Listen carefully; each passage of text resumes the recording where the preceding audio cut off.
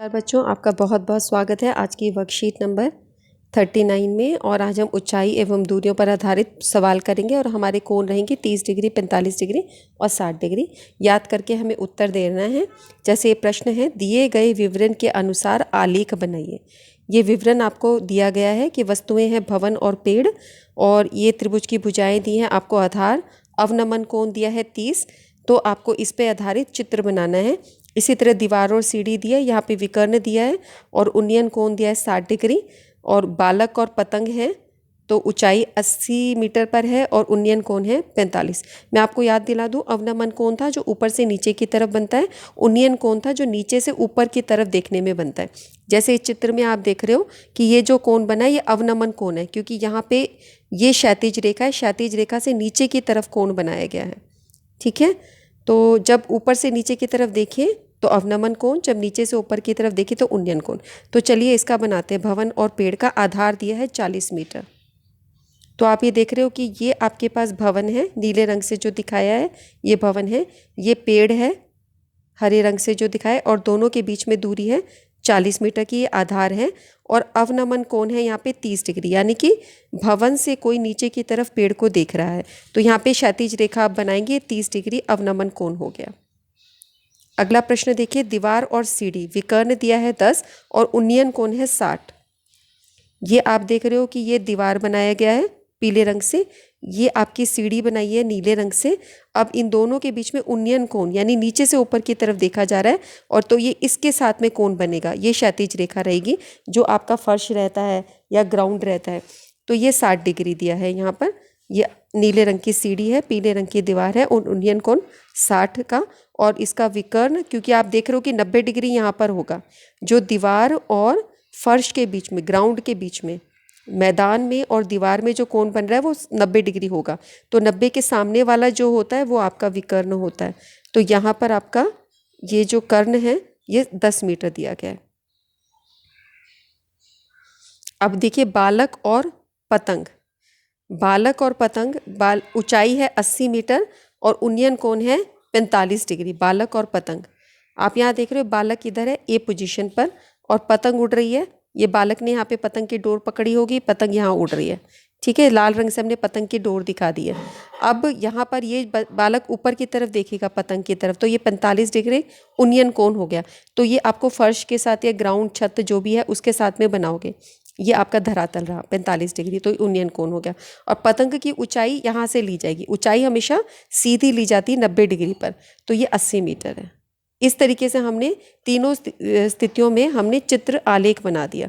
आइए अब हम प्रश्न को देखते हैं कि इस पर आधारित प्रश्न किस प्रकार से किए जाते हैं। यहाँ पर हम देख रहे हैं एक भवन के शिखर से एक पेड़ के आधार का अवनमन कोण।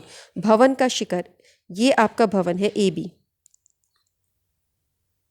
ये आपका भवन हो गया ए बी, जो आपको 30 मीटर दिया गया है, 30। ठीक है, और पेड़ के आधार का अवनमन कोण, ये पेड़ का आधार हुआ, इसका अवनमन कोण यानी ऊपर से नीचे की तरफ देखा जा रहा है, ये आपको दिया है 30। तो भवन के आधार से पेड़ के आधार की दूरी निकालिए। ये भवन का आधार हुआ, भवन के नीचे ये पेड़ का आधार हुआ, ये दूरी आपको निकालनी है। ठीक है, इसको हमने बी माना, इसको हमने ए माना और इसको हमने सी मान लिया। तो इस प्रश्न को हम कैसे करेंगे, इस त्रिभुज ए बी सी में ए बी 30 मीटर है, ये भवन की जो ऊंचाई है ये 30 मीटर दे रखी है, ये 30 मीटर दी है। थीटा आपका 30 डिग्री है, ये जो कोण है आपका 30 है यहाँ पे अवनमन कोण, ये इधर भी 30 हो जाएगा। क्यों? क्योंकि ये रेखा और ये रेखा एक दूसरे के समानांतर है, ये रेखा तिर्यक रेखा हो जाएगी। तो दो समानांतर रेखाओं के बीच में तिर्यक रेखा दो एकांतर कोण बनाती है जो कि बराबर होते हैं। तो इस प्रकार से ये आपका एकांतर कोण हो जाएगा बराबर।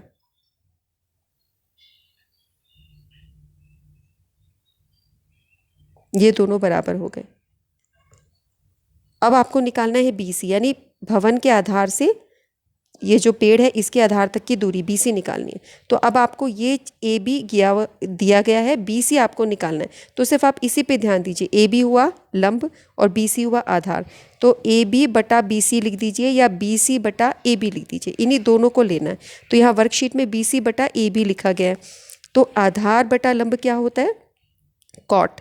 तो आप कॉट और एंगल क्या रहेगा 30 डिग्री, कॉट 30। तो ये BC बटा AB का मान यहाँ पर दिया है 30 मीटर, और कॉट 30 होता है टैन 30 का उल्टा, टैन 30 होता है 1/√3, तो ये उल्टा हो जाएगा √3/1।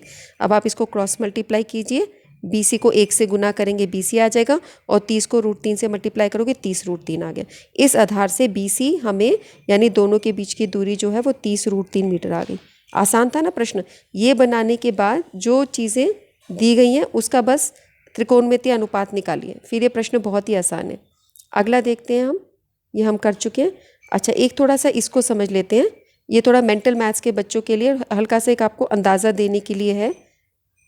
इसके बगैर भी वैसे आप प्रश्न कर पाओगे, पर थोड़ा सा अंडरस्टैंडिंग के लिए मैं ये आपको समझाती हूँ। जैसे यहाँ पर आपको कोण दिया है 45 डिग्री का, ये आपका 45 डिग्री का कोण है। तो आप यहाँ पे देख रहे हो आधार भी एक है, लंब भी एक है, और ये जो है इसका आप जब पाइथागोरस प्रमेय लगाओगे तो ये √2 निकल आएगा। 1 का वर्ग जमा 1 का वर्ग हो जाएगा 2, तो √2 आ जाएगा आपका। यानी जब थीटा 45 होता है तो आधार और लंब यानी B और P दोनों बराबर होते हैं, दोनों एक होते हैं। ठीक है, जब थीटा होता है 45 डिग्री तो ये एक है, ये भी एक है, B एक है, ये P भी एक है, और H √2 है। ठीक है, समझ गए? तो वहाँ पे B और P दोनों बराबर हैं। अब आप देखिए जब थीटा है 30 डिग्री, ये 30 डिग्री है, 30 डिग्री की रेखा देखो कैसे जा रही है। तो यहाँ पे तुम्हारा आधार है √3, ये आधार हुआ, ये √3 है, और ये लंब आपका 1 हुआ, और इसका जो ये वाला हाइपोटेन्यूस वाला हिस्सा आया ये 2 आया। तो आप ये देख रहे हो कि यहाँ पर जब ये 30 डिग्री है, ये 30 डिग्री देखिए, तो आधार √3 हुआ, P आपका 1 हुआ, और H आपका 2 हो गया। ठीक है, तो यानी 30 डिग्री में आधार हमेशा P से बड़ा होगा, यानी आधार वाली लाइन लंब वाली लाइन से बड़ी होगी, क्योंकि √3 जो होता है वो 1.732 होता है, 1 से ज़्यादा होता है। तीसरा आप देखिए थीटा जब 60 डिग्री हो तो 60 डिग्री का इस तरीके से चित्र होता है, ऐसे ऊंची रेखा जाती है। 30 डिग्री की लाइन देखिए कैसे जा रही है, स्लैंटिंग में, थोड़ा सा तिरछी ज़्यादा है, और ये इसमें ये थोड़ी खड़ी ज़्यादा है, क्योंकि हमारा जो कोण होता है वो ऐसे ऐसे ऐसे ऐसे करके सीधा ऊपर आके यहाँ 90 होता है ना। तो इस 60 डिग्री वाली लाइन में यहाँ पर आप देख रहे हो आधार 1 है और लंब √3 है। तो यहाँ पे आधार जो है वो आपका छोटा हुआ लंब से, B is less than P, B P से कम है। तो यहाँ पर जब ये आपका 60 डिग्री होता है तो आधार 1 है, P √3 है, और H जो है आपका वो 2 आ रहा है। यहाँ पे पाइथागोरस प्रमेय लगाओगे तो आपने ये भी देखा, यहाँ पे जब थीटा 45 है तो H जो है वो √2 भी है और √2 P है, यानी इसको √2 से गुना करोगे इसमें, तब इसका मतलब क्या है, यानी B की जगह 1 डाल दीजिए तो ये √2 B हो गया। B को इसको जब √2 से गुना करोगे तो ये बन जाएगा, इसको भी जब √2 से गुना करोगे तो ये बन जाएगा। इसी तरह H2P है, B √3P है जब थीटा 30 डिग्री है, और ये इसी तरह H2B है और P √3B है। इनकी वैल्यूज़ यहाँ पे डाल दीजिए 60 डिग्री में, यहाँ पर ये वैल्यू डाल दो कि P की जगह √3 डाल दो और B की जगह 1 डाल दो, तो ये आपका पूरा हल हो जाता है। तो ये ज़्यादा माइंड में रखने की ज़रूरत नहीं, जैसी अंडरस्टैंडिंग है। चित्र बनाने के लिए मैं आपको कहूँगी थोड़ा सा 60 डिग्री कैसे बनता है, 30 डिग्री कैसे बनता है, 45 अंदाजे से आपको बनाना है, इसको बहुत माप के बनाने की ज़रूरत नहीं है, और बहुत ज़्यादा माइंड में नहीं रखना है, मेंटल मैथ्स के क्वेश्चन के लिए होता है। ठीक है, मैं बस आपसे ये चाहती हूँ चित्र सही बनाना है, और वो जो थीटा 30 60 जो सिखाया गया था वो आपको याद होना चाहिए। एक मीनार है 80 मीटर चौड़ी सड़क के, एक 80 मीटर चौड़ी सड़क, ये चौड़ी सड़क हो गई 80 मीटर BD।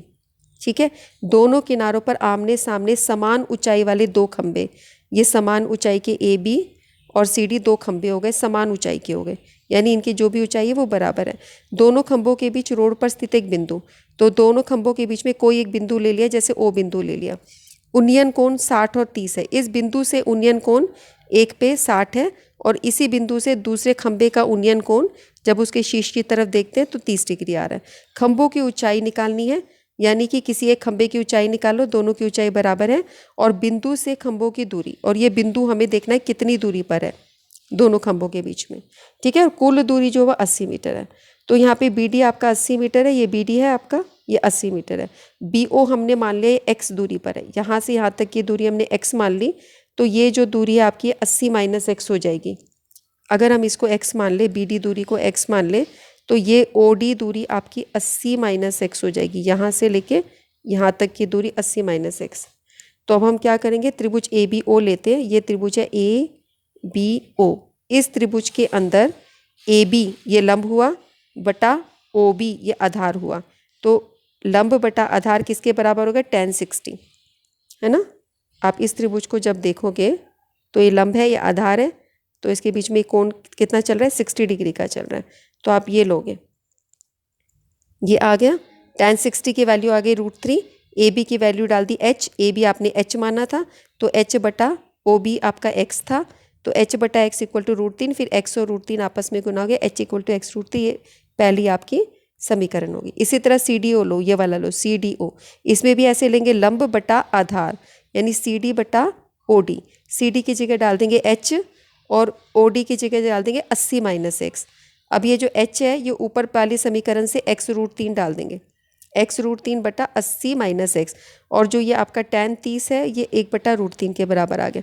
तो ये आ गया। अब आप इसको सॉल्व करोगे, तो इसको सॉल्व करके हम देखते हैं कैसे आएगा। x √3 बटा 80 माइनस एक्स ये आपका इक्वल है 1 बटा √3 के। तो अब इसको जब गुना करोगे तो √3 गुना होगे 3, और ये x equal to 80 minus x, इस x को इधर ले आओगे तो ये 4x हो जाएगा, क्योंकि 3x प्लस x हो जाएगा माइनस से इधर आके। 4x इक्वल टू 80 और x इक्वल टू 80 बटा 4, जो ये गुना हो रहा है इधर आके भाग, 80 बटा 4 क्या होगा, 20। तो इसी तरह x का मान निकल गया आपका 20 मीटर, यानी ये जो डिस्टेंस है आपका 20 निकल आ गया बिंदु का। ठीक है, सो ये हमने निकाल दिया कि x 20 निकल गया, यानी OD जो है 80 माइनस 20 60, ये जो है यहाँ से यहाँ तक की दूरी 20 हो जाएगी और इधर से इधर तक की दूरी 60 हो जाएगी। तो ये वाला बिंदु से खंभों की दूरी ये ज्ञात कर लिया आपने। खंभों की ऊंचाई रह गई, खंभों की ऊंचाई क्या है, h is equal to x √3। x का मान निकल गया, तो x का मान यहाँ पे लिख दो 20, ये 20 लिख दिया, तो 20 √3 करके ये आपका हाइट निकल गया। तो हमने हाइट भी निकाल दी दोनों खंभों की, और हमने बीच का बिंदु भी निकाल दिया। ये क्वेश्चन बहुत इंपॉर्टेंट है बच्चों, ये NCERT में भी इंपॉर्टेंट है, पेपर में आ सकता है। अगला प्रश्न देखिए, उदाहरण नंबर 3। भूमि से 100 मीटर ऊंचे एक चबूतरे पर, भूमि से 100 मीटर ऊंचे एक चबूतरे पर एक x मीटर ऊंचाई वाली एक प्रतिमा लगी है। भूमि से 100 मीटर ऊंचा एक चबूतरा, ये भूमि हो गई आपकी, AB भूमि हो गई, और ये BC आपका हो गया चबूतरा। इसके ऊपर एक मूर्ति लगी है, एक प्रतिमा लगी है जिसकी x मीटर ऊंचाई है, तो इसकी जगह लिख दिया x। और भूमि से कितना ऊंचा है, 100 मीटर, तो भूमि से ऊंचा ये 100 मीटर हो गया, इसलिए हमने यहाँ 100 लिख दिया। ठीक है, 100 मीटर ऊंचे चबूतरे पे x मीटर प्रतिमा हो गया, ये भूमि।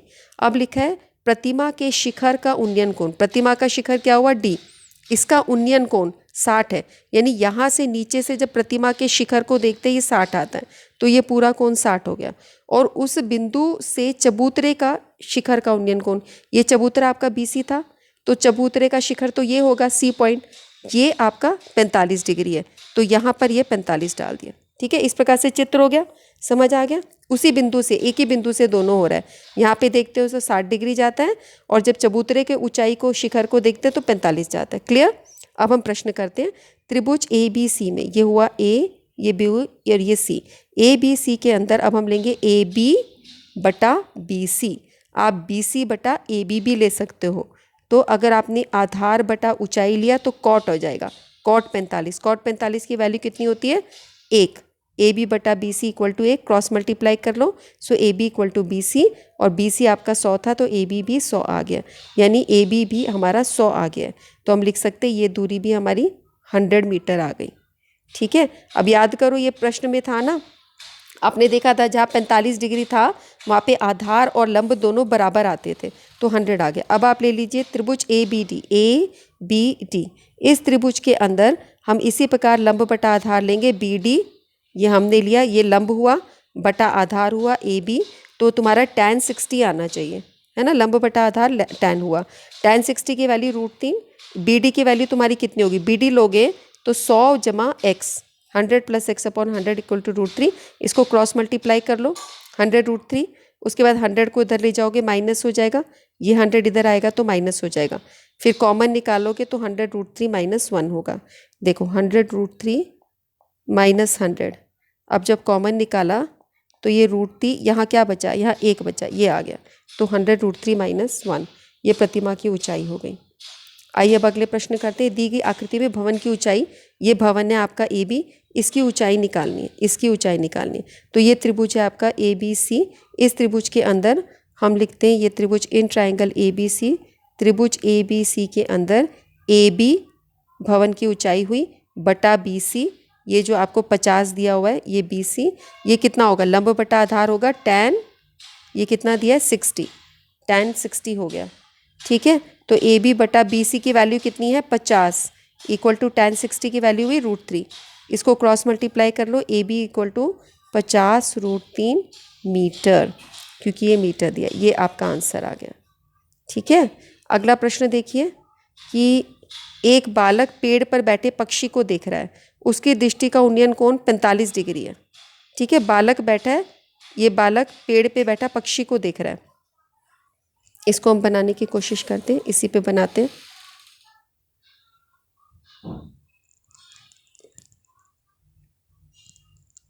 ये देखो एक बालक है, ये बालक हो गया, हाँ ये पेड़ हो गया, इस पे पक्षी बैठा है, इसको बालक देख रहा है, तो ये उन्नयन कोण हुआ, नीचे से ऊपर की तरफ देख रहा है, तो ये तुम्हारा 45 हो गया, ऐसे बना के, क्योंकि उसके साथ क्षैतिज रेखा बनानी पड़ती है, ये 45 हो गया।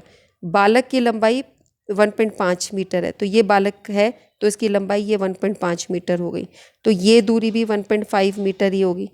ठीक है, उसके बाद लिखा यदि भूमि पर बालक और पेड़ के बीच की दूरी, अगर इन दोनों के बीच की दूरी, ये पेड़ है ये बालक है, इसकी दूरी 30 मीटर है, तो पेड़ की ऊंचाई निकालो, तो आप सिर्फ इतनी ऊंचाई निकालो, ये तो 1.5 ही है।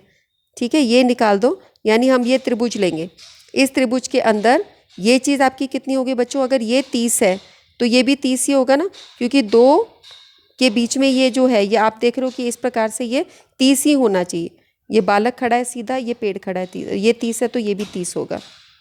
तो इस प्रकार से हमने देखा ये बालक है, यहाँ पे सी डी ये 1.5 है, बी ई है ये भी 1.5 है।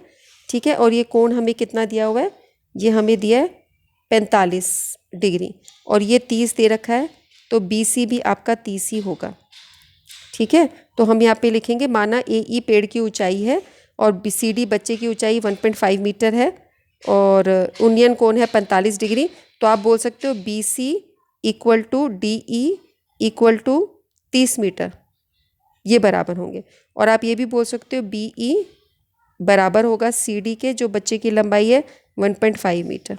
ठीक है, बराबर हो गया। अब आप लो त्रिभुज ए बी सी, ये त्रिभुज लो ए बी सी, इस त्रिभुज के अंदर ए बी बटा बी सी, तो ये क्या हुआ, लंब बटा आधार, तो हम लिखते हैं ए बी बटा बी सी, लंब बटा आधार कितना हुआ टैन 45, तो ए बी बटा बी सी टैन 45 हुआ 1, तो आपका आ जाएगा A B equal to B C, यानी ए बी बी सी के बराबर है, यानी A B is equal to 30, क्योंकि बी सी आपका कितना है 30 है, तो ए बी निकल गया 30 और ये आपका 1.5 है, तो ए ई कितना हो गया, ए ई हो गया 30 जमा 1.5 यानी 31.5 मीटर।